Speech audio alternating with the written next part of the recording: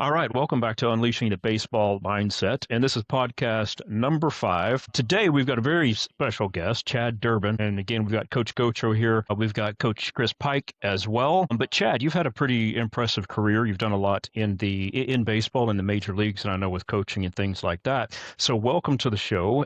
And do you mind giving us a quick bio, a quick rundown of your background? Yeah, when we talked prior to hitting live here and recording, when you said it, it was like, man, I played a long time, but like, how do you quick wrap a 17-year career and make sure that it's not overcooked at all? So played high school ball, played 13 to 14-year-old ball with both Dylan and Chris. Played high school ball, got drafted, committed to LSU, got drafted in '96 by the Royals in the third round. Got to the big leagues in '99 and played for 17 total pro years, Wow. over five, six, seven organizations, 14 parts of 14 years in the big leagues. I did get, cut, I think 9 times, kind of did the Ferris Bueller thing. So sat in some offices and got some bad news and learned a lot in those moments. And we'll talk about stuff like that. Retired in 2013. We won a World Series in '08, lost a World Series in '09. I was part of another World Series loser, I guess we could say an AL champion in '06 with the Detroit Tigers. I was an alternate. I didn't even get to, attend, but if somebody went down, I was going to be the quick call, come up here and watch, but possibly throw if we get blown out. Played on a lot of teams in the '99 through like '01, '02 stretch where we were playing RBI baseball on our Nintendo against a lot of guys I played with. And then at the Hmm. end of my career, you're thinking I played against and with the Freddie Freemans and the Bryce Harpers and guys that are still playing. So I have like this 40 plus year net that I throw over the game sometimes. And, you know, it really does give me some perspective. Since I retired, I did some wealth management, some venture caps, some private equity, coaching, broadcasting, just kind of, the career of a big leaguer in the post, 4 or 5 years after. There's a little bit of I don't know what the heck to do with myself. You're so competitive. You've been so routine oriented. Most of the time, that's somebody that worked a 30-year job. They retire at 65 or 60 years old, and they're ready to go on to the golden years or whatever they call it. I was 35 and had a 1 and 2-year-old at home and a 6-year-old running around. It's like, okay, let's gear up for this next thing. And so I guess I have a lot of different perspectives. I use them as often as I can. And, I have a, great wife. We celebrated our 20-year anniversary on the 22nd this month. My oldest Congratulations. son, my oldest son's at Southern Miss. He's a freshman. Recently had Tommy John surgery, so he's slow rolling this medical redshirt, freshman year. I've got an eighth grade boy who's 13. I've got a seventh grade girl who's 12. Wow. Wow. Thank Right. you for that. What would you say is, with the career that you've had and now yourself, having kids that play, what would you say is like and I don't really know how to word this, but like the biggest myth you might see that something kids or youth athletes are taught, but whenever you consider your experience, especially now at the end of that career, thinking, well, that's just not true. Like what these kids are being told, that's not the way it plays out, or something like that. That might not be a very good question, but No, I think we can take some perspective on that. I think the sense of urgency that we have at younger ages, that we have to play, you know, a million games. We've got to practice 3 times a week. We've got to, play the most elite competition all the time. It's necessary to go pick fights and see where you're at. But from a developmental standpoint, and a lot of us learned this, and Chris and I were talking about it, when I was rolling through the coffee place and grabbing some coffee earlier. I was victim of it a little bit and had to catch myself when Cade was growing up, 10 and 11 years old. I've got buddies that have kids that are like, we're going to do the majors thing all the way because that's what we have to do. And then you reach back out to them, a little later and I'm like, hey, how's Johnny doing? And they're like, well, 12 years old, he told me to shove it and he's done. He's burned out. yeah. And so I think we have to listen to their energy. We have to recognize where because I mean, look, my eighth grader loves soccer. He still loves baseball, but when he talks about soccer, he lights up different. Hmm. So I've got to listen to it. And I don't, I don't have the same energy when I go to buy a pair of goalie gloves. I don't have the same energy for it when he talks about, some of the names of kicks that guys do. But I found myself finding Instagram reels or clips and sending them to him and sitting down and watching a half of a game with him and talking about it. And of course, I'm going to bring up, man, the footwork there looked a lot like a shortstop or a center fielder, right, buddy? Trying to reel him back in, Yeah. it's the truth. So I think that we want the lessons that are going to come from this, what we choose to do. I'm going to support the heck out of them if they want to be the best clarinet player that's ever lived. I mean, I'm gonna support it and breathe life into it. I know that the best lessons that I can teach are going to be through the vehicle of sport and specifically baseball. But I do think that some of the, especially for the firstborns, Cade was my first, and you hit the gas. And it's like, we need to play, we're going to travel, we're going to do this. And yes, you do. And you need to earmark those as special times. But if all you do is travel and all you do is hotel stays and all you do is that, it doesn't become special anymore. Yeah. And so I think that, we get to control those narratives in preseason meetings. We get to control those narratives in conversations that we might have at the pizza joint after a game. So I think that's, and I've learned it. And another thing Chris and I talked about, because this is the reflective part of it, you sit in the stands at a 16-year-old high school game, and one of the parents or a couple of the parents end up talking to you just because, long seasons. And like, these are the kids that played high end majors, 12 and 13-year-old baseball. And they walk up and they're like, it didn't really matter near as much as we thought it did. We're very competitive. We were going to chase after it. Our kids ended up being competitive. But at the end of the day, it was like, our kid loved baseball. Man, it would have been nice to go to some LSU Friday night games instead of being on the road. Just the experience of maybe, slowing down just a little bit, not playing all the way through June and July in the summer because the calendar gets rolling. So, I mean, I think you do learn that when you get to high school, the highest end players, some of them played really good 12 and 13-year-old majors baseball. Some of these studs were 12-year-old giraffes and uncoordinated. And Kevin Gossman's one of the guys that I kind of reference with this because I asked him, while Cade was younger, I was like, what did you do at 11 and 12? He's like, man, I played Little League and I hit 10th. If there were an 11th guy, I would have been him. He said, but I showed up to my freshman year of high school and I had grown and all of a sudden I was throwing harder and everybody was like, hey, what'd you do with Kevin Gossman? Because you're not him. And he's one example. And it's a different story for each and every kid. We kind of all know that. We do want to breathe life. And I was an example of that. I was talking to Chris about this too. At 12 years old, I played Little League in LaSalle, Illinois. Little, where Interstate 80 and 39 meet is cornfields. It's 7,000 people. And we had 4 good players on 8 teams. And you do the snake draft and all that stuff. Not because I was good. I was a good player. But Dylan, you saw me at 13. I wasn't hitting balls like you or Derek Hawes. But I hit 32 home runs in 16 games and hit, over 800 and probably didn't give up a hit. I can't remember ever giving up a hit in Little League, but it was bad baseball.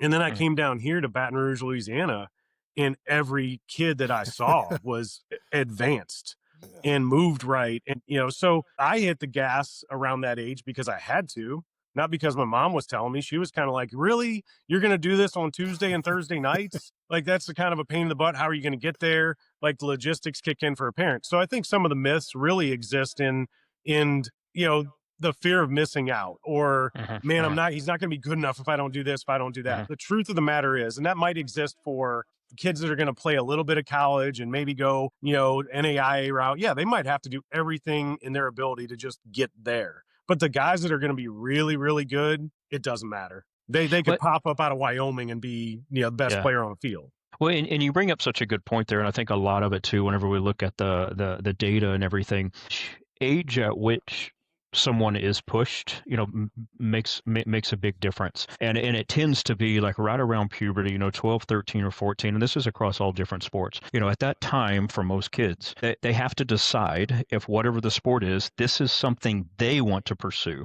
And that's what it sounds like it was for you. And that's such a big difference of, like you're saying, the parents pushing the kids. So like kids and parents, we have different views of what support is. While when parents think they're supporting their kids to try to reach a higher level, oftentimes kids feel like they're being pushed. And you just can't really do that. That tends Not that you can't do that, but that tends to be associated with a lot more burnout at an earlier age, rather than kind of like what it sounds like. Parents just kind of need to back off. Just let them do some sports sampling, do this or do that, and just kind of see where they fall. But then right around 12, 13, and 14, it's usually like a switch that gets flipped. Not saying a kid goes all into one sport, but they tend to really start to emphasize that one sport, and these other ones are just kind of fun to do. Well, I agree with that. I've listened, and I didn't know this when I was with you, Dylan, at 13 and 14. I didn't know how involved your dad was, how many ground balls he hit you, how hard he pressed. And it does, when you're in that bubble, you think that everybody else is kind of doing it too. So I have to do this. And the truth is, my dad never hit me a ground ball. I mean, he'd throw a football with me, play basketball with me, and he stopped playing catch with me at about 12 because he was like, this is getting dangerous. And he made business decisions. I actually have an anecdotal story to that. My mom was dating my later on it was my stepdad, and he was 5'5" guy that never really played sports, and I'm in the backyard throwing against the garage like I did. The whole neighborhood knew that's Chad out there throwing against the garage. I was trying to be Roy Hobbs. I could never get it through the darn thing, but I was trying. And so anyway, he gets in a squat with like a beat up old glove or something. And he's like, go ahead and throw it. And I looked at my mom. I'm like, hey, I don't think I should throw this hard. And she's like, well, just lob one in there, see what he does. And he kind of muffed it. And he's like, no, go ahead and throw it hard. Guys, I threw it firm. It hit him about right here, and it went over our house, off his dome. And by the time I saw the ball going over, he was out of the picture. I'm like, hey, she goes, yeah, you're good. I don't think you ever have to worry about that ever again. That's great. Yeah. Man. So, I mean, That's so I great. grew up in a neighborhood that we all loved the Cubs. We loved them. And I actually, this is really bad to say because I was a huge Cubs fan, but I played baseball like the Cardinals played. Like, so our rival, I was like, ooh, man, they run the bases the way I like them ran. They hard nosed. Ozzie Smith's a stud. I mean, and I love baseball, period. If they let me stay up till 7 o'clock, or watch TV at 7, I'd watch Carlton Fisk and the White Sox. But the most competitive things we did were at the high school softball field. Let us go out there and play at nauseum, and we'd be out there as soon as we could get it. We faked like we kept stats. Hey, that's your 720th home run. Over the course of the last 3 years playing tennis ball, baseball, and then as soon as the season would turn, we would start to play basketball because Michael Jordan happened to be around. And then when it snowed, we got on our freaking fridge jerseys or our Walter Payton jerseys, and we played football because we happened to have the '85 Bears running around in our ecosystem. So down here, and I try to wrap this back to Baton Rouge had Skip Bertman kind of speaking and doing interviews and having camps almost the way that you think about I hear Nick Saban talk in my head a lot because stick to the process and just the Sabanisms that you hear. But I think Skip and the success on the field influenced the entire baseball community. I don't think it's true, but you saw the level of play just go through the roof because that was what you did on a Friday night and a Saturday. We didn't play on the weekends. We played 2 on Tuesday and 1 on Thursday, or 1 on Thursday and 1 on Tuesday and 2 on Thursday, and we got our weekends off. So, man, I get a bag of David's sunflower seeds and a big old Coke. I drink the Coke and spit the seeds in the Coke, cup once I finished, and bring that souvenir cup to the house. I happened to, a neighborhood kid had season tickets, and his 2 older brothers were gone off to college. So I got to go to a bunch of games in the purple seats and got to watch Todd Walker and those guys. And what's funny is, like, you mimic your favorite players, and if you're hitting guys, I actually switch hit, which Kenny Greer, our 13 and 14-year-old coaches wouldn't let me hit left-handed. Neither would my high school coach. My first pro hit was left-handed, Hmm. and I laugh about that because it was like, they were like, well, you don't get hurt. Don't put that elbow out there. But I do. And going back to what I think influences us and what we played a lot of baseball because baseball was getting played at a really high level around us. I might have played more football if Joe Burrow was the quarterback throwing up 50 plus touchdowns. Maybe I'm like, hey, I want to go be a wide receiver for that guy. Or I want to go sling the ball. Baseball was so popular in the 80s and the 90s, and especially in Baton Rouge. So I guess we gravitated to that. I played high school basketball at a pretty high level, but it was what I thought about as a kid. Some of the most competitive things you did were wall ball and tennis ball, baseball, and all that stuff. Organized baseball was, I guess, the only time I saw organized baseball, real organized baseball, was watching TV.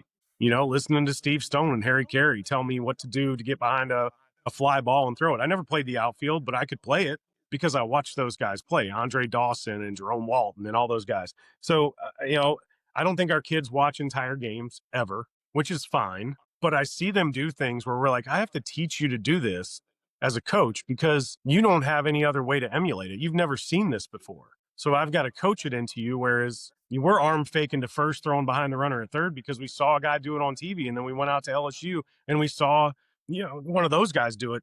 So I think that, it's different coaching and instructing and teaching now. It's different parenting now. And I think that, we're pretty good at adapting. So, for me, it's really about stepping back and thinking, what do I need to do here? Because what was done with me does not work. And Chris and I have But done a pretty good job. I'm sure y'all are doing a fantastic job of it, but it is becoming aware of what's going on instead of being, we're all main characters in our own stories, whether we like it or not. But how do I become the director here and coach myself up on what I need to say and do to make the best out Mhm. of this situation? You bring up a really good point there about kids not watching the game as much, and that really goes back to I don't know if you've ever heard the terms like deliberate practice, purposeful practice. There was this psychologist, Anders Ericsson, and he did all this research and has all these definitions. But a big part of the highest level of practice, which he would call deliberate practice, is contextual knowledge, of whatever it is. And you only get that by studying the sport. And I think that's such a big thing there, right? Is well, how do you study the sport? You can't study the sport by scrolling Instagram highlights. You study the sport by being fully focused on an entire game because that's where you pick up on those things. That's where you learn the little nuanced stuff that you're not going to get in a highlight reel, that just like you're talking about. And I do think that's a huge miss. I do think kids need to be, I don't know, forced is never the right word, but yeah, kids need to watch an entire game. And to your point, I mean that's tough to do these days. Parents probably don't understand the importance of that. Kids, we're so distracted, like I'm a kid. Everyone's so distracted that it's hard to focus on something. And that's a problem. I don't think it's really like, oh, we just got to like figure it out. I think like being able to focus for long periods of time is a skill that people are completely losing. And I think we need to do something about that just in general, not just Sure. baseball, but just kids in general.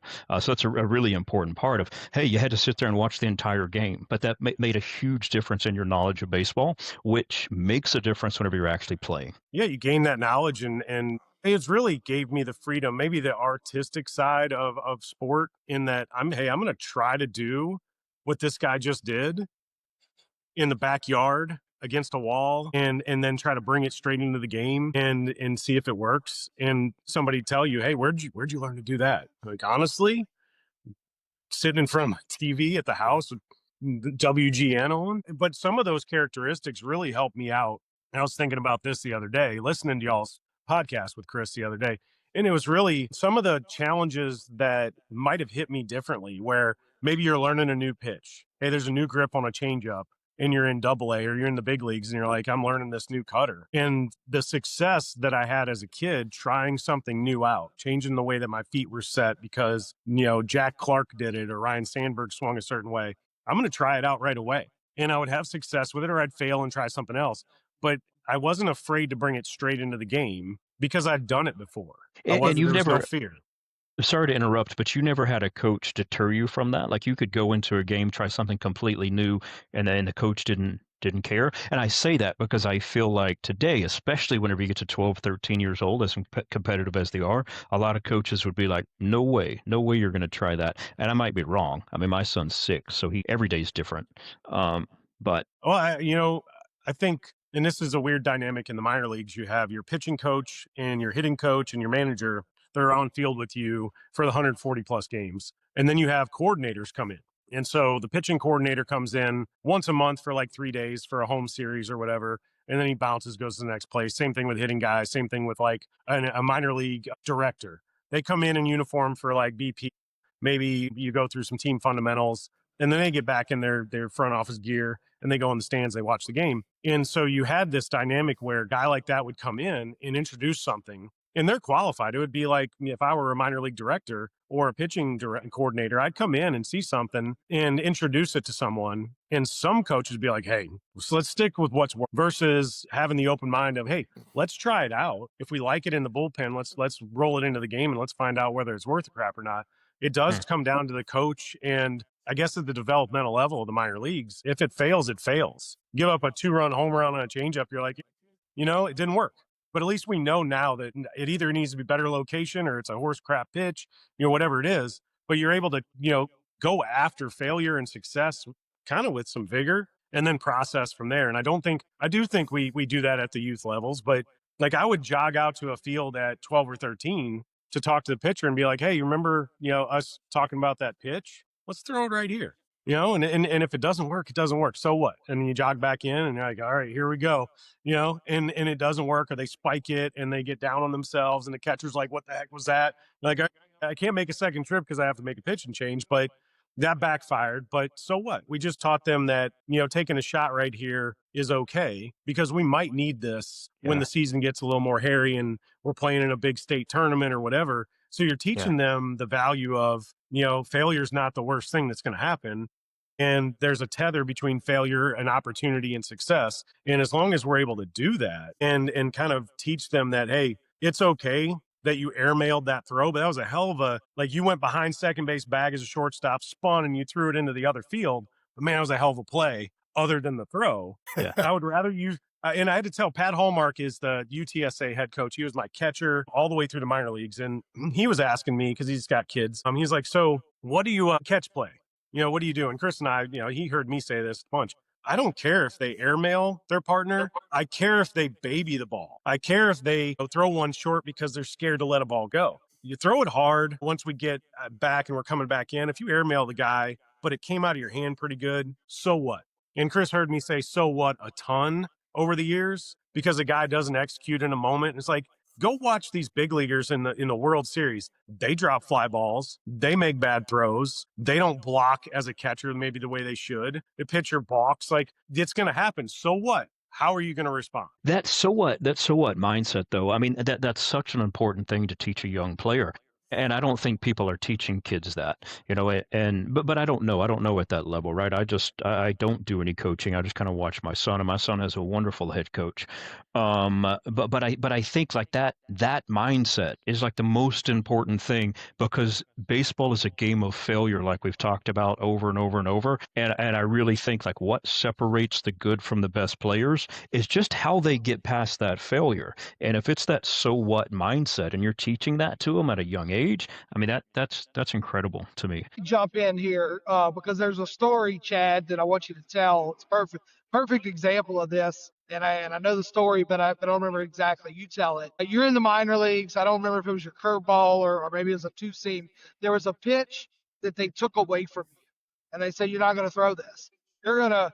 That was your good pitch at the time, and they took it away, and they said they forced you to go out and not throw that pitch. And I think that's a good example of kind of what we're talking about, of how maybe you didn't have, maybe success was harder in a sense because they took your good pitch away from you and wouldn't let you throw it. You know the story I'm talking about? Oh, and yeah, it Yeah. feels like it happened yesterday. So in 1999, I was in the Texas League, Double A, 21 years old.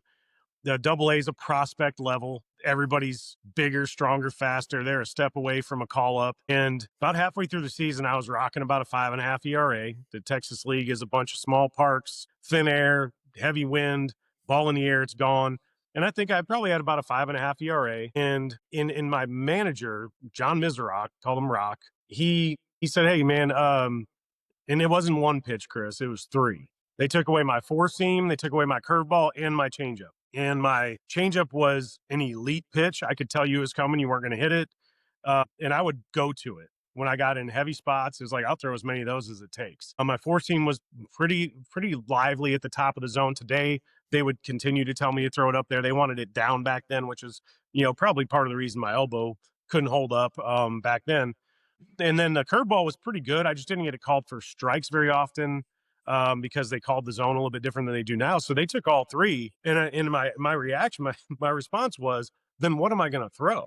He goes, you're going to learn to throw a sinker and you're going to learn to throw a slider. And I was like, I don't have either. He goes, all the more reason they think you need to have something that you can initiate contact with, because the truth is my four seam would get swung and missed, but more times than not, it just got fouled off over and over and over again. And I would just have high pitch counts. I couldn't land the breaking ball. The slider was going to be a let's steal a strike pitch. I get that now. Back then, I'm like, you're asking me to play at this level and develop two pitches in game right now. And so I threw them in pens. I couldn't figure out how to really spin a slider the right way. It was kind of just a crappy curveball. The sinker was almost like a bad changeup, like a hard one. And I went out there and I took shrapnel for about 4 or 5 starts, an entire month of just needed an L screen. They were hitting the ball really hard. And then Paul Phillips was my catcher. He played at Alabama. And this was at the third or fourth inning of a game. And he's calling pitches and he goes, 2.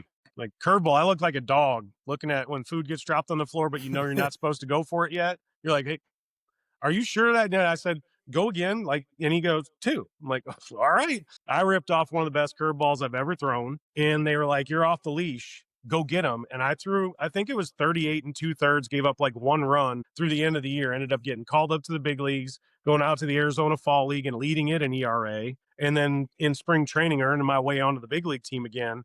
And it was really because I had to learn that I had to, number one, I had to throw the ball over the plate, regardless of the quality of pitch. You know, no matter how good your fastball is, if it's not in the zone, it's really not that good. If you can't throw the breaking ball for a strike, it really doesn't matter. So I was happy to throw my 5th pitch, so to speak, for a strike and steal it. And then it all set up really well to succeed. But it took, I mean, I had to be willing to get kicked in the teeth. And it rolls back to another story. I was at a burger place here in town after the 98 season going into the 99 season. So high A ball, Carolina League. I think I went 11-7 with like a 2.9 at 20 years old against older guys. Had a really good season. And he met with me, my scout that drafted me, Dennis Woody. We're sitting eating burgers. Hey, that the organization wants to send you back to A ball. What the hell for? What do I need to go prove in A ball? And he's like, well, I mean, I think we could really develop and get you ready to make a run at the big leagues. I said, so when I get to the big leagues, is it going to be 11-7 again with a 2.9? Or do I need to go learn how to play against better guys? And I'm okay failing. I'm okay with it. Like, I'm okay with learning that way. And he's like, oh, I'll let them know. But I mean, they're going to make the decision. And Allard Baird, who's a good friend of mine, he was our GM. He said, Dennis called on the conference call. Back then, it wasn't Zooms like we're on or Riverside or whatever. You couldn't see the guy's face. So they're on a conference call. And he's like, this kid basically was ready to fight me. He said he was ready to fight me over going back to A ball. He's okay with going to double A. And I said, if I fail for a month and a half, send me back to A ball. Oh, we don't like that psychologically. A lot of guys don't handle that well. I was like, I'll be fine. We talked about it.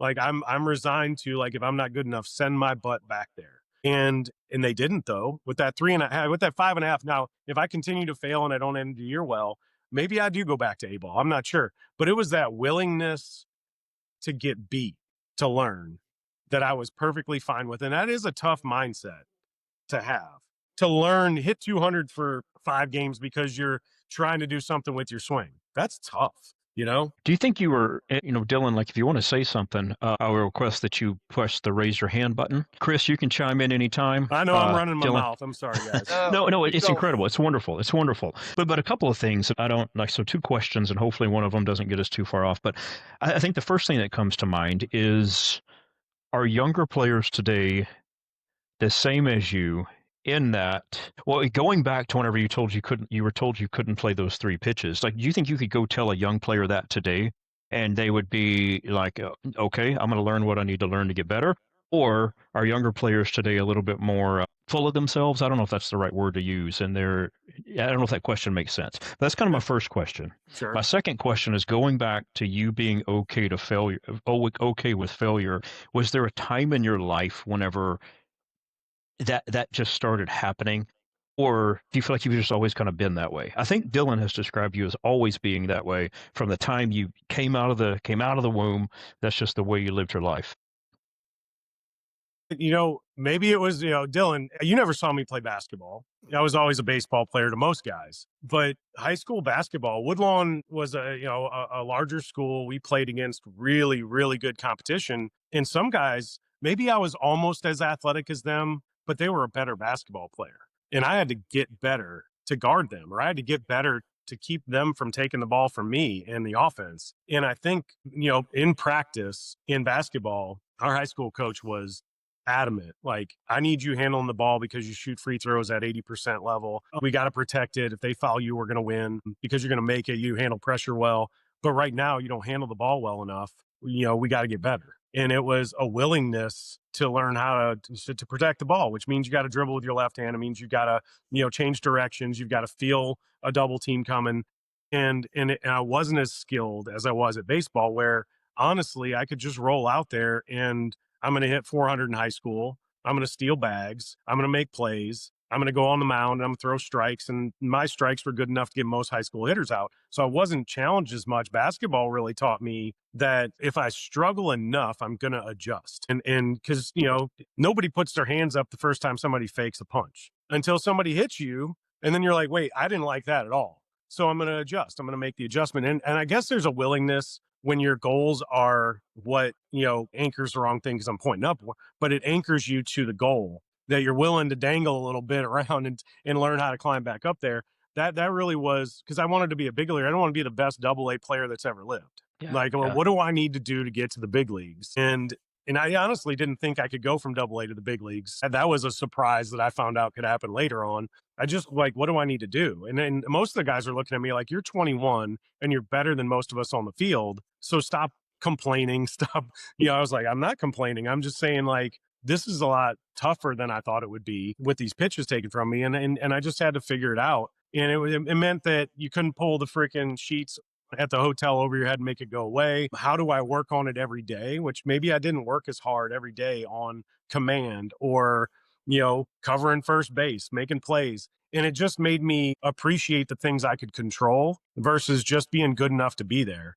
And I guess basketball would be one of the reasons. Moving down south from everything that I knew at 12 years old, you're away from family. My mom gets remarried. I go to a middle school where a bunch of new things were thrown at me.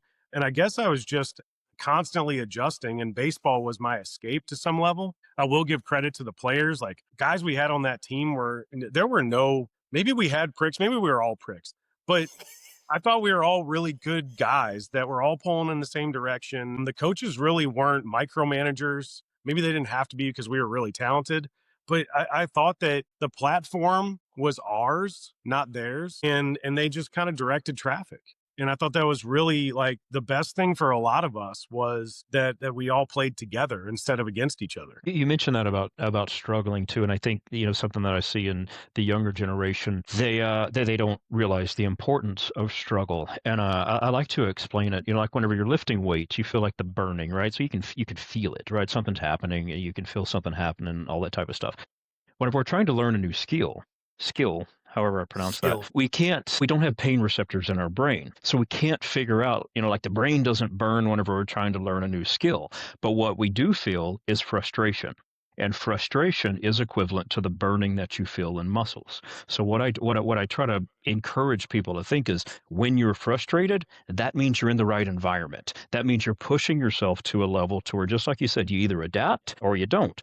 And what happens too often, we don't like that feeling. So then we just go back to our comfort zone and we just kind of hang out in the comfort zone. But that doesn't make us better. So it's being able to get to that point where you're frustrated, being mindful, staying there, staying focused on the goals like you've mentioned, and just working through that. That's really the only way we get to the other side and improve motor performance. And it's just hard to get people to understand that, especially younger people. And I know they can't really think through the thing, so I know it's harder for them, but very important aspect of improving. Kyle, great analogy. Yeah, I'm stealing that one. I'll Thank say you. one little small example of that, Kyle, along with the analogy of, them taking pitches away from Chad and how does that work on the youth level.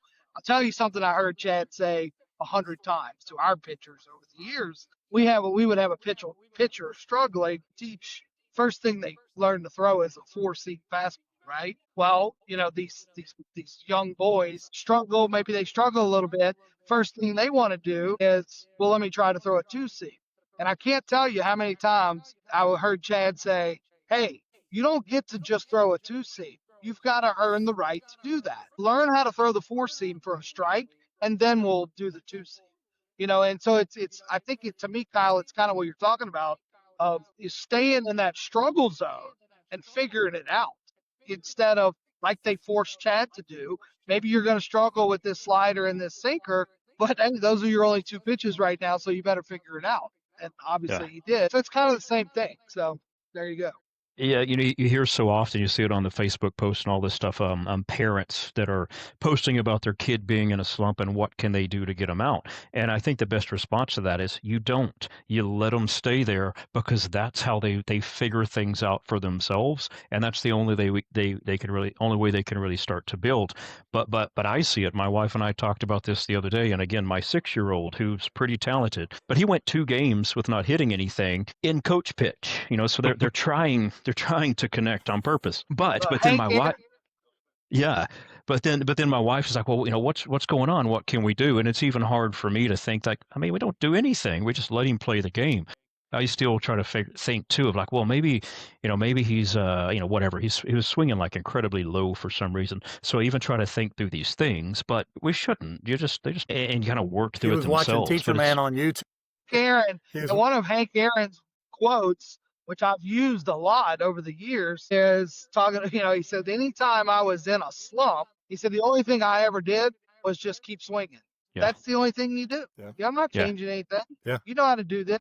Just keep swinging. Yeah, Yeah. I'll tell you that one of the, and you pointed this out, the frustration, and you can't really. It's not like lifting. It's not like the muscle responding to stress.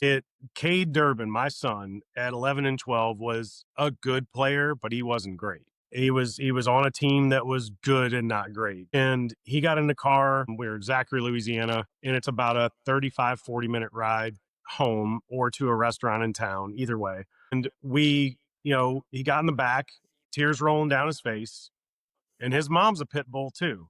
So she wanted to jump his tail for being upset. You don't have the right to be upset if you didn't put the work in, like that type of thing. Like you don't get to sit back there and be upset because you didn't hit in the cage. You didn't do this. I looked at her and I was like, no, not to let. That's what growth sounds like. That's what yeah. it sounds like. The tears rolling down. He's frustrated. Let's let him get home, or about 20 minutes down the road. Hey man, what'd you think about today? And he honestly said, I want to get better. I want to play with better players. I don't know if I want to play with this team anymore. So we'll finish this year out, but I don't want to do it again next year. And we were already kind of balancing that out because he's young for his grade. So he could play 12 when the 13U season was going on. And so we did 13s twice. And we went and, organically, we ended up finding a bunch of really good players that were in the same situation. 7 kids that played 13U majors played it again a second season, and nobody saw us coming because everybody was polished. They had been there. They knew what they were doing. But that growth happened. Now, I don't know, maybe he still grows if my wife and I jump him there for being soft or whatever. There was nothing soft about those tears. They were for the right reasons. If he's older, he doesn't cry through that. He was mad and frustrated. That growth changed the way that he approached things. He saw it differently. And I'm able to use that as an example with him, because the truth is, if you're good enough and you play long enough, you're going to have other times where you hit walls like that. Yeah. And big leaguers, minor leaguers, college studs, high school studs, they get in their car after a game sometimes, and there are tears. There's frustration. They don't know what to do with those emotions. They've done everything they can. And usually when you hit about that point is when you're about to take off again. Yeah. And there's it's so hard much to know too. that. And Dylan and I and Chris as well, we've talked about this too, is especially around that age, 12, 13, and 14, there's so much life happening and growth with puberty and this or that. And there's a lot of emotions that are tough to balance. And so I kind of think that, to your point too, especially if a kid that loves what he's doing gets emotional, yeah, just let them, right? There's other things going on in their Yes. head of trying to figure out life, not just baseball. Well, we had tears last night. We lost, not me, but we lost a playoff game again. This is 8U. We lost a playoff game, and several of the kids were crying, which was tough for me to understand. But I mean, I of course don't say anything to them. They're good players, good kids. Yeah, you say the reason that you're upset is because it matters to you. Yeah, absolutely. If it didn't Yeah, matter, you wouldn't care. yeah, yeah. And that's You said it earlier and you've said it in previous podcasts, but at about that age is when they have to decide that they want to be really good and they want to work harder and they go from playing 4 sports to 2 or whatever it is. My daughter has decided she wants to be really good at volleyball and she is really good. She's a 12-year-old 7th grader playing freshman and JV volleyball in high school. But she decided, and she is stubborn, and she came out of the womb ready to go. She's been 18 since she was 2.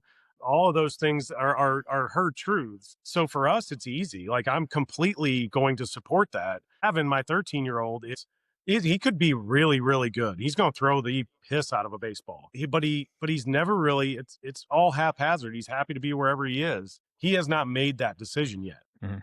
Now, do you think, and I really feel like I'm stealing the conversation from the other guys here, so Dylan, please interrupt or whatever. Do you think, like with your son there, though, he's very talented. It sounds like he's pretty competitive. He likes sports. Could he go a couple of years, not really playing much baseball, but then decide at 16, 17, or 18 it's really what he wants to do? Or do you think he would miss too much if he just completely quit? No? No, I think so. From the skill set of maybe playing shortstop or hitting, maybe if he was a catcher, those are a lot of missed reps. You can catch up a little bit, but on the pitching side, JV and freshman baseball, and you're a long way from that. But it is a development stage. It is like driving with your park and brake on again. It's like 9U all over again. It's just slower. And so if he comes out at 16 years old, he could very easily be close to 90 miles an hour. And as soon as people start to celebrate you, meaning you don't have to tell people you're good, other people are telling you you're good and they're telling your parents, like if you're good enough, people will brag for you. That starts to happen and it fuels you. Yeah. And he hasn't really had that over these last couple years because he's, Severs with his, heels in growing pains and can't really do things the way he wants to. So he hit down at the end of a lineup. He wasn't, a cog other than a little bit on the mound, but didn't feel like it for him. And now he's the Sunday one. He's hitting in the 5 hole. He's moving better. So this could be the start of the uptick. But again, like if he just plays school ball and a little bit of summer and we don't hit the gas, but he's being active, he's lifting, he's playing soccer, and all of a sudden at 16, he comes out and they're like, hey, he's 88, 89. It's just going to fuel it because we do chase success as humans, and there's nothing wrong. I mean, if you're really good at something, you should probably go do it. Mm-hmm. And you're going to want to get in the gym more. You're going to want to do those things. I think it could be if you wanted to be a shortstop, maybe maybe it wouldn't matter. But Dylan, you could probably speak on this a little bit, from all the coaching and high level play. It matters, but there's always some guy that maybe comes along in the 6'2", 180, just beats out the guy that's taking all the reps. Yeah, me and Kyle talked about this the other day. I think he didn't trust my answer. That's why he brought it up to you. So, I think with the specialization nowadays, even though I don't agree with all of it, but the fact is you take a year or 2 off. I think it's going to be very hard for anybody to be at that same level because we see kids from 9U to 10U, from 10U to 11U, 11U to 12U progress so much. I think it's really tough, especially like you said, like a shortstop, even an outfielder, a catcher. I don't see it. I don't see it happening because it's such a repetitive movement that you have to constantly work on over and over. And even pitchers too, I'll say, I mean, you can speak to pitchers better than I can, but I think with pitchers nowadays, especially, it's really hard to, take that much time off and come back to the game and think that, they're going to excel because they had the time off. That definitely plays into our conversation about kids that play too much, though. When we look at, I've been fighting this. I've talked to Chris about it. I've talked to Kyle about it a lot. In DFW, there's so much money that these kids don't stop playing, man. And it's year round. You may have a total of 6 weeks off throughout the year, and they play all fall, they play all summer, spring, or spring, summer. And these kids some of them are progressively getting worse because of the just constant, dealing with the failure. They just can't seem to come out of that slump because they're playing too damn much. And that's something I've been fighting an uphill battle since they were 9. It's like, everybody wants to play year round here because for whatever reason, they think that's what's best. instead of looking at like what are the best teams in the nation doing when you look at, your Baton Rouges, your Floridas, your Arizonas, like what are those clubs doing out there? They're taking off the fall and they are working on strength and conditioning, corrective exercising, throwing some bullpens, getting some hitting lessons, but they're not playing games all the time. And I think, we talked about last podcast how the games are pivotal in learning, the stress, the pressure, dealing with the stress, the pressure, the anxiety that comes with that. But there's also overplaying games too. I think there has to be a balancing act. But to answer the question, I don't think somebody can take off that long and come back to baseball. I really don't. So I think on the pitching side, it's the most plausible because you still have 3 years of development, as a sophomore, junior, and senior. I do think on the hitting side, it'd be tough. You'd have to be exceptional. Yeah.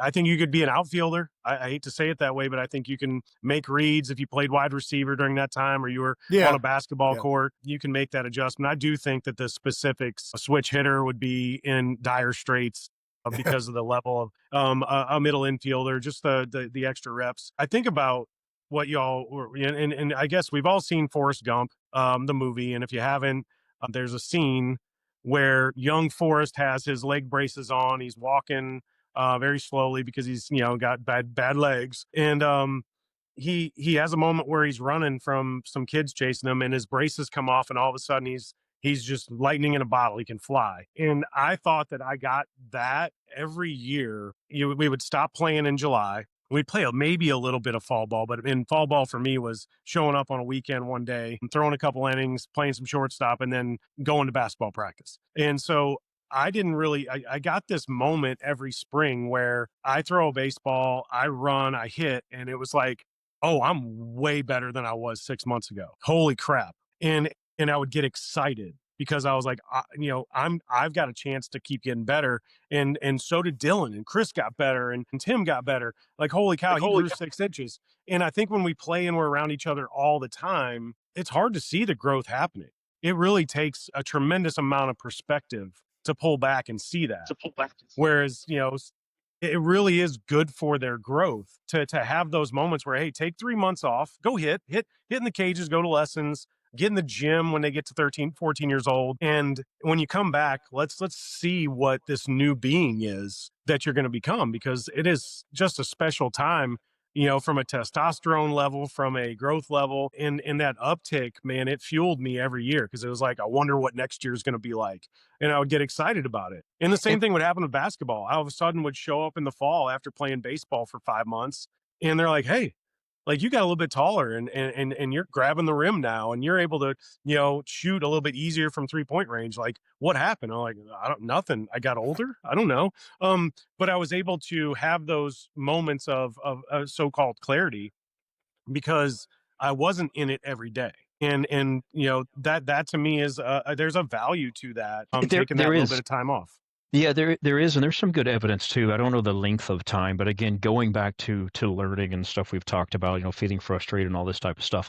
Whenever I don't know if anybody's ever read the Psycho-Cybernetics many years ago, Maxwell Maltz Psycho-Cybernetics. But anyway, he talks about the brain as being like a heat-sinking missile, and you give it a goal and a target, and it'll figure it out. But there's good evidence where you work really hard on something that's hard, obviously, right? That frustration, but then taking time off. So you do take time off and you do give your brain a moment. The key with this, though, appears to be still thinking about that thing, but not necessarily doing the thing. And it does just kind of give your, from a motor skill perspective, it gives yourself a chance to kind of figure out what these new connections in the brain are. But again, I don't know the length of time of taking off, practicing a particular thing, whether that's a month, a day, or something like that. But, there's a lot that can happen in breaks that end up being very beneficial to performance overall. And I had this thought, Kyle, while you were talking about it, and maybe it's our job as coaches to create those moments for those kids and be like, hey, you've gotten a lot better at these specific things. I don't think you realize it because we're in the grind. Yeah, but absolutely. Man, you have really taken a jump. I'm super excited about this next phase you're about to go through. Because maybe we have to manufacture it a little bit just because we're not wrong. We see it, but it's hard to see when it's like when your own kid's walking in the house and he's getting bigger and he's growing taller, and then, Meemaw and Pawpaw show up and they're like, whoa, how many inches have you grown? Yeah. Well, you see him light up. You're like, I talk to you like that every day. What do you do? No, but I mean, they said I grew like 6 inches, and they're out there trying to dunk, and they're out there throwing Yeah. a ball into the woods. Where did that come from? Well, they got a little bit of gas pumped into the flame. And I think, there's opportunities for us, preseason, early in the season, even late in the season, to say, hey, look at where you were in March. Look where we're at in June. You're frustrated right now, but if you saw yourself play in March, you would laugh and be like, whoa, he was terrible. I'm so much better right now. So I think it's maybe an opportunity for us to reframe things, because you see it like, what if we put a little frame around that thing and told you what it really is? Yeah. Yeah. And I think that's an important thing too, where, we talk about how do you keep a young athlete or athletes or people in general, how do you keep them motivated? And one of the ways you can do that is by focusing on the process, not the outcome. So is that right? You can see different process oriented things that there, and maybe it's not necessarily improvement, but maybe it's consistency. So I see like, hey, you're doing a really good job of continuing to do this, but making that a part of everyday language. And I think this next thing I'm about to say is very, very hard to do, and I think there's some truth to it. But it would be too, like in the season and in the games, trying to get in the habit of not saying good job on the win, right? Not talking about outcomes at all as a point of motivation. It's the process that led to that. And you get in the habit of that to where over and over and over, the athlete starts thinking so much more about the process than they do about the outcome. And that's ultimately what we want. Just process oriented all the way through. If we win, we win. If we lose, we lose. I'm going to keep working on this because that's really what's been reinforced in me. Yeah, I would say it brought to mind in Lansing, Michigan in 1997.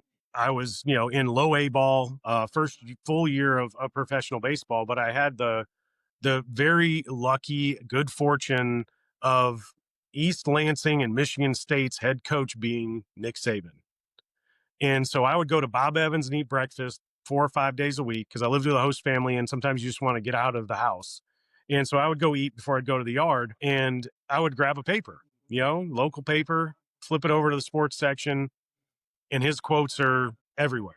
Hey, we just got to stick to the process. We've got to do the little things. The little things are big things, whatever. I mean, you've heard a million of those things said, but that's what I needed to hear at 19 years old. I mean, I was just gravitating to those because for me, it was about process. It was about today I have this lift and I've got this running and I've got long toss and a flat ground. The next day I've got a bullpen and then pose. But it was really like I nailed everything this week. And then on day 5, instead of day 1 being your start, on day 5, it was my start day. And I'm going to go perform and then I'm going to learn. And I'm not outcome based. I'm going to learn for a second. And then I'm going to say, did we do everything we could have done to be successful? And the answer a lot of times was yes. And then you keep doing it and you just keep showing up. And we run this pitching academy, PPA, and parents will ask, like, who has the most success there? I'm like, the guys that show up the most. The guys that show up most and consistently, and they interact, they ask questions, they text and say, hey, this drill, what are we trying to feel? What's the internal cue? What's the external cue I'm looking for? I'm like, good questions. They're the ones that advance faster, right? And it's fine. Some guys they just want to check all the boxes and they do well too. But it really is like the consistency over time, process orientation over outcome orientation. There are times to question the outcome so that we can learn and work backwards from it. But you play 162 games in 180 days and you have spring training and you have postseason, but you can do everything right. We've talked about that in baseball and fail. Is it really? I mean, it's not a failure. It's only a failure in what Game Changer says or what your stats say in that moment. But, do you want to be the guy that goes 3 for 3 with 3 swinging bunts, or do you want 3 barrels and you did everything right? That's hard to talk to a kid about because he's like, well, I mean, I'm hitting 1,000 on Game Changer, who gave you access to that anyway? But at least 1 or 2 kids on every team grabs their parents' phone and looks at Game Changer and they're like, I'm hitting 363 and Chad Durbin's hitting 161. And they get in the dugout and they're like, Kevin, you suck. Well, he's like, no, what are you talking about? But that's the nature of if we give them outcome, based orientation, like that's what they're going to chase. Yeah. I got a question. Shut up, Kyle. I got a question. I can mute you, Dylan. I can mute you. I know you can, but I can put I've been on your letting head. you talk. I've been letting you talk. You've been so shut your good. mouth. I know I have been good today, and Thank Kyle you, won't Dylan. admit it, but I have.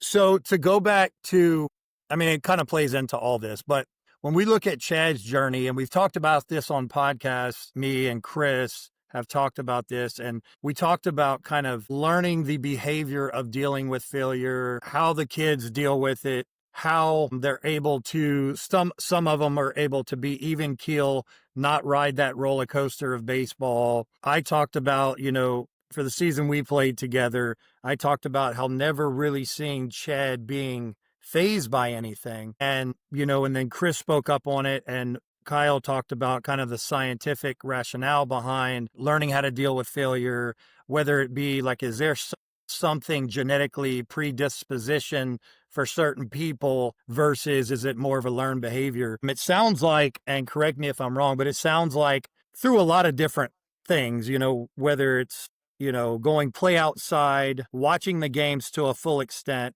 playing basketball, those things kind of groomed you for being able to deal with adversity. But here's my question, and it was in the very beginning, I wrote it down. How do we navigate this with kids these days if, number one, they're not watching full games? And should we necessarily expect them to do that? Like I'll have my son, he may be playing on a game with his friend on his phone, but he's looking at the game at the same time, right? So he's going back and forth, which I know is not good because that's just like screwing up our brains with this, constant scrolling if we don't like it. Instead of watching the full reel, scroll to the next one, scroll to the next one, scroll to the next one. And Kyle had a really good point that I think it was me and you just talking on the phone, but he'll make Caden, his son, watch a full video before he goes to another video, right? Or, Yeah, do complete the task, yeah. So do we, and I'm talking from like a coach's perspective to 12-year-old kids, what do we do to kind of influence that same thing? Is that like, I want all these kids to go play outside, right? But they're not going to do that. A couple of them that live out in the country will. Some of these kids are playing games, on the video games and stuff. Some of these kids aren't watching any baseball at all. And to me, I'm just like, it's so easy to just sit down with your parents and watch a game. But I also have to realize that the kids are just, their brains are completely different than ours were back then. So what's the trick, and what have you learned with coaching kids to help them learn how to deal with failure, adversity, frustration, stress without having those things in place like we did, right? So how many players are on each of your teams? Usually 11, 12. 11 or 12. So that allows for, I guess, 2 on the bench at coach's pitch and 3 on the bench, 9U plus. There is a very, very good opportunity to sit them on a bucket next to you, and the shortstop makes an error. Hey, let's watch and see how he handles this. Let's see his body language. See if he looks at the pitcher and says, "Hey, get me another one," or whatever it is. There's huge opportunity. I did it with and I guess we're all guilty of doing stuff with our own kids where if you're coaching them and it's close, you'll sit them for a minute. But I rotated guys at 11 and 12 with Cade's team more than our team. It ended up being Chris and my kid that ended up sitting next to us. And there's no accident that they have the best baseball IQ.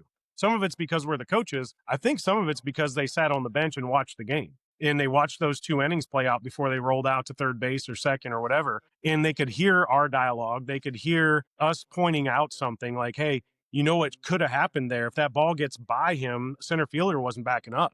So that ball's just going to roll to the fence. He got caught looking. And sure as hell, when they get out there, they're backing up, like, just booking it. But they learned because we slowed it down for them. When you're in the moment, you can't think like that. So you're able to slow it down and be purposeful with the time. Hey, in the fall, we're going to rotate guys onto the bench, even if you're our starter. And we're going to spend, if we have 2 games today and each one of them's going 5 innings ish, we're going to rotate you onto the bench for probably 2 of those innings. And in those 2 innings, it's not time to, screw off. It's time to come learn, come hear what we're saying, and tell me what you see, and tell me whether or not catcher just had 2 pass balls, went off his glove, banged to the back, and coach, you didn't say anything to him. Do I need to? He knows what he did. Let's see how he handles this. And that really it's an opportunity for us as coaches to teach the most. It's the most baseball they're going to watch, without being out on the field. And so I think that's the best way. Cade actually had like a gum thing that the doctor was like, look, we're going to fix it, but the graft we put in, he can't have his heart rate go up above whatever for 3 weeks. The kid he was before those 3 weeks, the kid he was after was completely different. And we think about like, what was the causation? What happened? He watched baseball. Yeah. He sat and watched probably 12 games over 3 weekends, 15 games or whatever. And he got to the point where he was like, hey, can I call pitches? I'm seeing everything right now. Like, I see what you're talking about. He was late, stay with the heater. He was early, let's go with the changeup. Like, he saw it. And it was the first time that he's like, if I'm at shortstop there and I see that he's throwing fastball and the guy's late, what should I do? I was like, what do you think you should do? Well, I should shade him up the middle, right? I'm like, yeah. Like, did I never teach you that? He's like, I'm sure you've said it, but I didn't hear you. Yeah. But how old was this? About what age was all this 11, happening? 11 and 12, Okay. Yeah. right in that stage where the game is getting, if you're playing good AAA or open or majors baseball, it's good baseball. I mean, it's good-ish. So the game's going to be played on a field that's the right size. And, balls leave if they're hit really well, but they don't leave if they're off the end of the bat. Balls in gaps or doubles. Like it really is the appropriate thing. And then it changes again at 13. It's pretty close to really good baseball. At 14 and 15, it's a little slower, but you're on the big field. And I think at 11 and 12, you have that opportunity for them to see the game a little bit differently. That was when I did it. You could probably do it at 9 or 10 with really high-end players that are really paying attention because they want to know if they're better than the player that plays their position. Yeah. So Well, they're sitting there watching it that way. I see it in some my son's age between 6 and 8 to where they just want to watch. There's not necessarily a coach there, but there's 2 or 3 of them. Like my son, for whatever reason, he's one that throughout the rotations, he catches a lot. He'll play outfield a little bit, but he usually has to sit on the bench, 1 or 2 innings. But he likes to sit and watch. It's just what he enjoys doing. And there's a couple others like that. And I kind of think, well, my excuse for him is that my mom's a huge Texas Rangers fan, so he's watched baseball since the time he could open his eyes, and you see that he picks up on stuff It's a like cheat that. code. Yeah, cheat code. Yeah. He started bunting not too long ago, and you can't bunt in 8U, or not in his 8U. You shouldn't. Nobody taught him that. He just I don't know why he wanted to do it. He just did it. But yeah, I think that at 11, it seems like that could be a good age too, to where they're already pretty good. They want to learn. They want to sit there with the coach. I mean, all kids like sitting with their coach anyway, and start to pick up on those things. That's a huge tip. Thank you. You talked about bunting, and Chris might have been bringing this one up. One of my good friends was coaching another team, 9U baseball. We were playing like in a Ripken rules league, which means ball goes by the catcher. You can't even advance the base, from third to home. You can go first to second, second to third, but we just wanted to make it less about those mistakes. And anyway, his team was arguably better than ours, but they would bunt 3, 4, 5 guys in a row. And after the first inning, because we made the adjustment, we moved our third baseman in, we shaded our second baseman in, we made the adjustments. And the next time up, they bunted again. And I told our guys to just leave it, let them run. And so that ball would roll and it would sit right there on the field. And I'm like, don't touch it. That's 16 guys that have come up and 10 of them bunted. If that's the type of baseball they want to play, let them do it.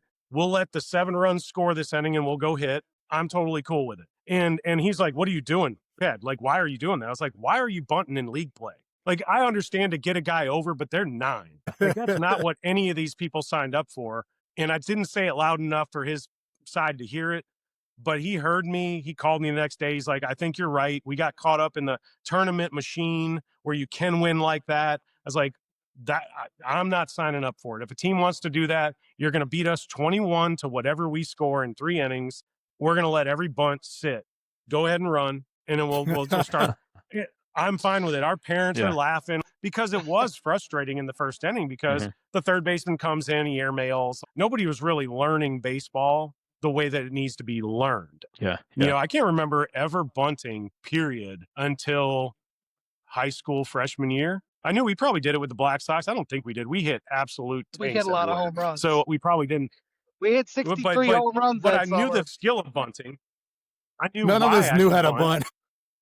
No, but we knew how to, and we knew why we would. If I was watching the Cubs, I knew if there were a guy on second with no outs and the 2 or 6 hole or 7 hole are up, or the 8 or 9. I mean, the pitcher, obviously he's going to bunt, back then. So, I mean, we knew when it needed to happen, but if every guy's the 3-hole all the way through your 9 spot, we're taking daddy hacks and we'll deal with it. Stop us. But yeah, I did have that's an anecdotal story about like just the nature of 9U baseball. And it wasn't really a teaching moment as much as like I don't want to do this, and it's taking me out of the progress we're making as a team. When we got to 10 and 11 and 12-year-old AAA and majors, yeah, teams bunted because their guy was left-handed and fast, and we had to defend it. And when we moved the guy in, he'd slap one by us. Like, hey, it's good baseball. That's fine. Yeah. But at 9 years old, for your 3, 4, and 5 hole to all drop bunts down, I'm like, hey, Game Changer's going to say y'all had 7 home runs each. Congratulations. Yeah. Hey, I have to ask one more thing. So we've gone on an hour and 10 minutes here, which I'm fine. A big thing I thought of from the very beginning, whenever you first introduced yourself, I think you said you were released 9 times. Is that what you said? And I just wonder, learning a little bit about you, I might have an idea of this, but what was the mindset that carried you through that? And were there ever times where you did get really down on yourself, or was it always just kind of this is what baseball is like, so we're just going to keep working and see what happens? So the way baseball works, I think I was released twice, but I was sent down, which is different. You're designated for assignment as getting released. That means you're no longer with the club. That happened twice to me. But you have options in big league ball, and I'll get to the reasoning behind your question. I have definite answers there. But just to clarify, in 2000, you used an option to go from big leagues down to the minor leagues. Once you've used that up, they can call you up and down as many times as possible, and you only use that one option. So that year, I think I went up and down 3 times. So that's 3 of the 9. The next year I went up and down twice. That's 5.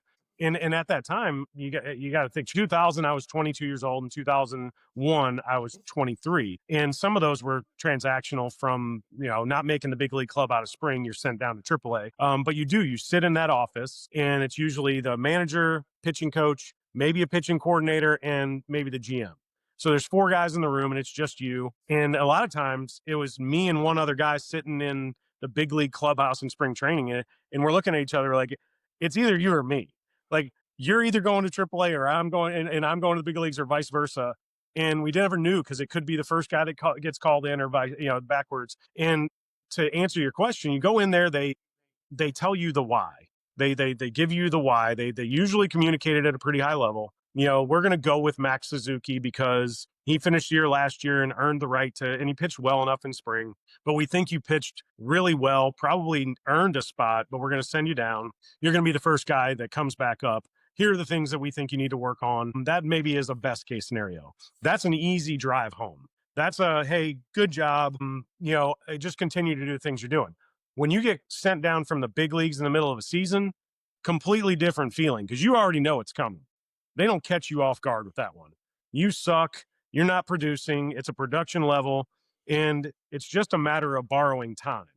And what I caught myself doing when I was in survival mode in 2001 and maybe even 02 before I had Tommy John is I was hoping my competitors on the roster would also crap the bed so that I didn't look as bad. What an awful mindset. And that survival mode yields that. And it's terrible. And I found that, like, my ride from, let's say, Kansas City to Omaha, sometimes you had to get on a plane, which is even worse because you just have more time to think. You have 72 hours to report, Kyle. So if I sit down with a manager in Kansas City at 7 p.m. on Sunday night, I have until Wednesday at 7 p.m. to show up. I had the discipline. I would pack my stuff up and I would go, and I'd be the first guy in the clubhouse on Monday. Like, I'm here, I'm ready to get better. And that was my attitude at leaving the door from the meeting. Is like, that's my plan. The ride, though, is very reflective. Mm-hmm. It is, why did this happen? What could I have done better? What do I need to do to take these next steps? Is the plan up here going to be the same as the plan in AAA? Really, the self-reflection, finding the positives, the opportunities. The first couple times it hurts. I mean, it's you feel like you let everybody that's ever cheered for you down. And I feel like that's how some of our kids feel on the field too, because 2 sets of grandparents, mom, uncles, everybody's cheering you on, and you strike out 3 times, and you just, man, it's tough. Well, that's how you feel when, like, you just pitched against the Cleveland Indians on national TV and you went 2 1/3 and gave up 9 runs. You already feel like you let people down. Then the realization that you're getting sent down to AAA because you're not good enough to pitch in the big leagues you gotta answer some really tough questions. And what am I gonna Mhm. do? And sometimes you're like, that pitching coach never liked me. The manager doesn't like young players. The catcher's tough to throw to. Like, you make excuses and there's no accountability. And then you figure out that's on me. I wasn't good enough. Why? And you Mhm. go down with purpose and intent, and you have a plan and you execute it. And then maybe you get called back up. And in 2000, I didn't get called up at the end of the year. September call ups, and I was part of the team for a good part of the year. I didn't get called up, and it hurt. Like, instead, in the drive from Omaha to Baton Rouge, you got to go through Kansas City, right by the stadium, looking over into the bowl, and the lights are on, and you're like, you know what? That's never happening again. What do I need? I'm talking the next day you're in the gym, Mhm. and you're being told you need a break. No. I'm going to hit the gas. I'm going to do this. And over time, you become a little more like a GM as you're older. Dylan and Kyle, you and Chris, you start to think like the GM. Okay, transactionally, they're going to send me down, and or they're going to DFA me because, in Cleveland in 2004, right before September, they tried to sneak me through waivers, and not DFA me, but they were just going to re-sign me back September 1. And they had to make a choice. And in the room, they were like, Chad, well, you're going to be a big leaguer for a while, but it's between you and Cliff Lee, and we're gonna keep Cliff. I'm like, yeah, that's a good move. I hate to say it, but I completely get it. He's a better prospect, better player than me right now. And I ended up with the Diamondbacks, who were the worst team in baseball because they get first right to pick you. And so I ended up there, and it was such a developmentally, it was a really down atmosphere, and they lost 120 games that year. Nobody but Randy Johnson won baseball games. So it was really hard to like get any momentum because I thought I was going to be with Cleveland Indians again. I had come back from my Tommy John. It was a great clubhouse. It was a team that was going to be on the rise. And I went from that team who was fighting for a playoff spot, I'm making starts in a playoff run, to I'm an Arizona Diamondback, and this is going to Mhm. be tough. So each time was a little bit different. To answer your question, it really came down to, in the back part of my career, I cheered my teammates on. I celebrated their successes. I learned from their failures. I learned from their successes, but I became a guy that wanted to make all other 24 guys, because there's 25-man rosters back then. I wanted to make the other 24 guys better. And if that meant sitting with Chase Utley and watching film, or it meant playing catch with the guy I'm competing with for the fifth spot in the rotation in spring, I was going to do that. I mean, the wisdom of being 27 in baseball, 27 is a baby still. You're young. But 27 in baseball, I was 10 years into my career, 9.5. Yeah. So, I mean, really had seen the game for a lot more than it was. So I would grab guys and let's make each other better. And they're like, wait, we're competing. The media's got you pinned against me. I'm like, no. If I make you better, the team gets better. We both get better. And that's what happened really in 07, 08, 9, where I was with the Phillies and Detroit. And both, I mean, collectively, probably 90 win teams on average. That was the attitude throughout the entire clubhouse. And if you didn't fit that, you were gone. And so, I look back at the conversations that were really tough at 21, 22, and 23 with myself. And it's okay. It's monologue. It's not dialogue. It's monologue. You were talking to yourself. I feel like those helped me coach younger players as a player, mentor them, Yeah. and say, hey, I know what you're thinking, but you're going to walk in here tomorrow. And I've done this with the younger kids too. You're going to walk in here tomorrow like you did this morning before you had the bad outing. Because you're going to ride a little bit of a wave because you're human. But I shouldn't be able to tell that you're down in the dumps when you walk through the door, because we're going to spin that, and we're going to have positive thoughts, and we're going to build this. And if you need to talk one-on-one, we'll go find somewhere, maybe go run sprints, and we'll talk about where you're at mentally, and we'll make you better. Those are the things. And on the derivative of it, with a 13-year-old, a 12-year-old, he's having a bad day. You don't know what's going on at the house, but just baseball wise, having a bad day, and you grab him and you say, hey, do you realize your shoulders are slumped? Do you have a really bad body language right now? I mean, maybe a little bit.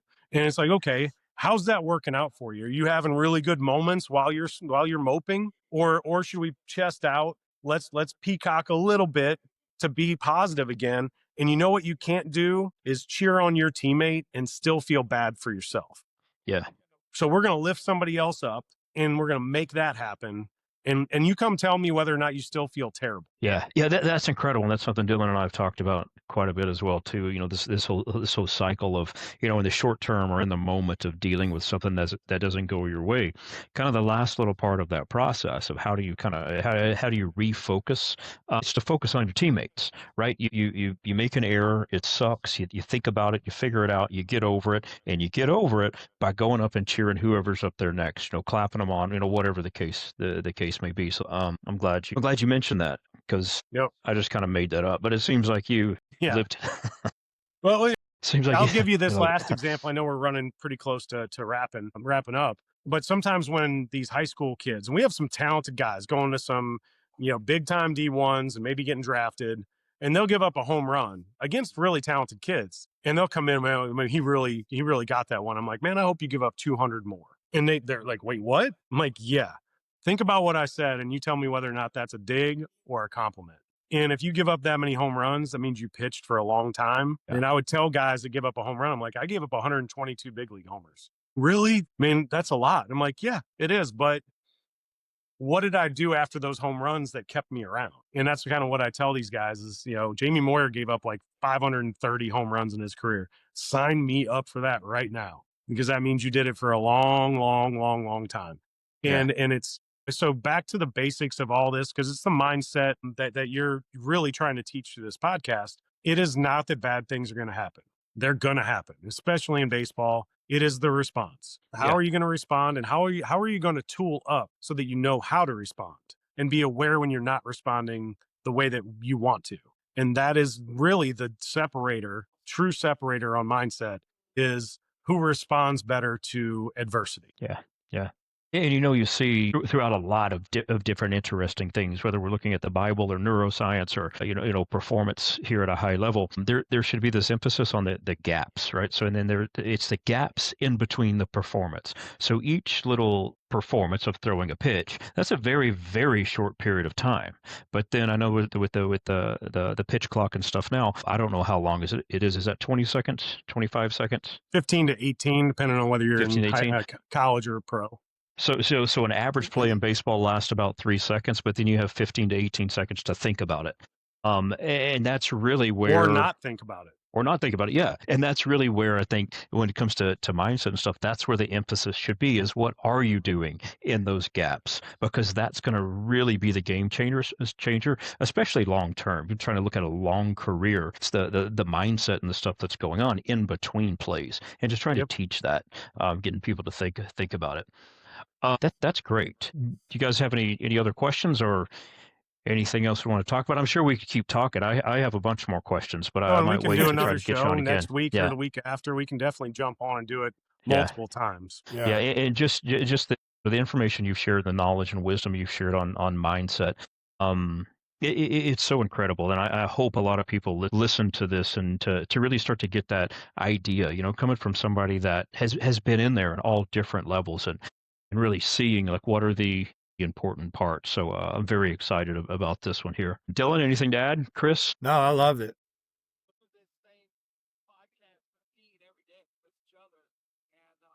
Yeah. Dylan and I talk on the phone all the time too, don't we, Dylan? No. Kyle wants to text all the time like a freaking millennial. It's ridiculous. Yeah, I agree. Yeah.